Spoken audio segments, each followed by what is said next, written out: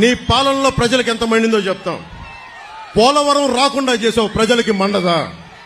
రాష్ట్రానికి రాజధాని లేకుండా చేసావు, ప్రజలకి మండదా? అంబేద్కర్ విదేశీ విద్యను ఆపేశావు, దళితులకి మండదా?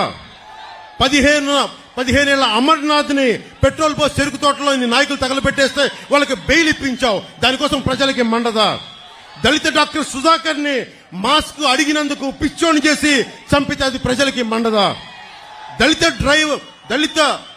మనకి డ్రైవర్ ని చంపేసి డోర్ డెలివరీ చేస్తే దళితులకి మండదా? ప్రజలకి మండదా?